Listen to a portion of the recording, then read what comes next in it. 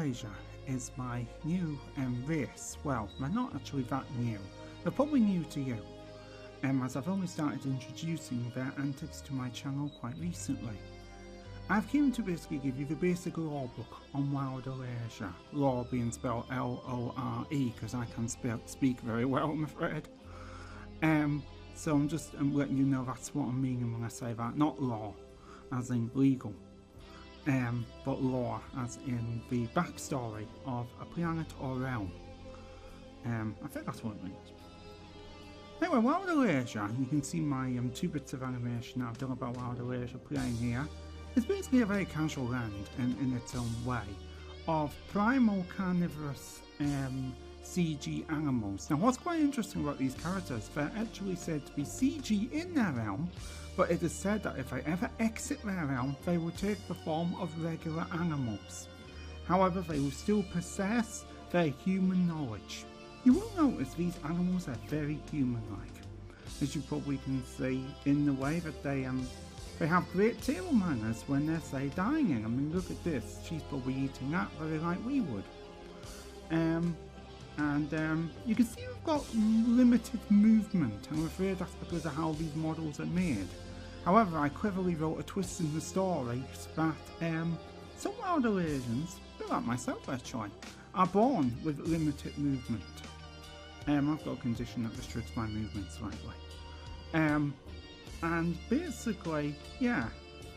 As you can probably see here, I'm doing my best to animate these with the movements that they've got. I mean, I'm no expert animator, and I'm absolutely sure, but I'm a firm believer that the story of an animation is even more important than the movement. I've always been a firm believer of this, so I don't let my poor animations skills get me down. As long as I can animate it to the point I'm happy with it. Most of my stuff probably looks more animatic than animation, but I don't really completely know whether I should be using that word or not. So that was Goodnight Silky, and then my newest animation is, this one was the last animation I'd done as Akal Sonic before I switched to my new name Primal Sonic. But Wild Alaysia anyway is basically an SFM world. It includes places from the games like Team Fortress and all that, but inhabited purely by animals and no humans in sight. So it's got probably one of the most unusual origins of all my primal realms. All my primal realms, I should tell you, are human free. That's not the unusual part. But I think the unusual part is the fact that this is actually set in a sort of world where these animals are CG in their dimension and then become real when they leave their dimension. This here is Aristotle, who's a wannabe food bearer. And he's doing a pretty good job, I'm going to have to be honest, learning the ways of the food bearers. He's got a very kind heart, which is what you need to be a food bearer, especially bearing the sorts of meals these guys want to eat. He has so settled with fast food as like a snack, but their main meals are pretty incredible. This would be a lunch to most of the Wild Alaysians. And as you can probably see here, Aristotle is now coming towards the cheetah with its meal. I will do a series on how I maybe make these sometime as well, if you're interested in that. But this is just discussing the lore of Wild Alaysia. Like I said, the story. I'm not a very good speaker. That was fun, that part. It was. I mean, these predators, once they get their prey, like, there is no way anyone else is going to get a bit of it. Absolutely not. They do not share their prey. That goes for all the races of my primal existence. This is actually just one of the races. I will maybe do you an overview on all the races sometime. Just want to warn you, one of them is extremely dark. Called Adrianic. You probably have heard that me saying that word before.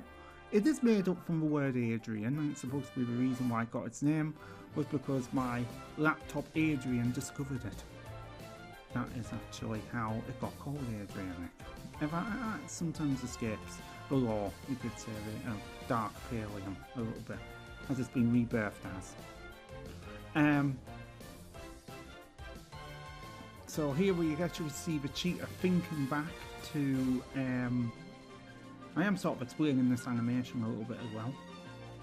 The cheetah's thinking back to what she saw Aristotle having, because she wants to, you know, give him a nice meal for giving her a nice meal. And that's what this animation and act of kindness is all about. And yeah, they have various occupations. Here is Chef Isaac Joshua doing what he does best, cooking delicious whole shittel. And I'm not swearing, by the way, that is the name of a deer. If you want to look that up, it's S-H-I-T-A-L. You can tell me if I'm pronouncing it wrong, but that's the way I've always pronounced it. And yes, they've actually said in the CG models that these are shittel models. So it's actually written on the model when you download it. These models I got from, most of them are from Gary's mod, and a load of them are from, some of them are from SFM itself. Most of these Gary's mod, to be honest. SFM had hardly any of the stuff I wanted to make Wild Alaysia. It would not exist in such a successful form without Gary's mod, and that's just the way it is. And I've also worked very hard importing certain maps such as Calderdale, and this one of what was, I think it was called Hell's Kitchen. On the original, but it's now the Shittel Citadel, which is a restaurant that Isaac owns and serves them delicious deer whole for its customers.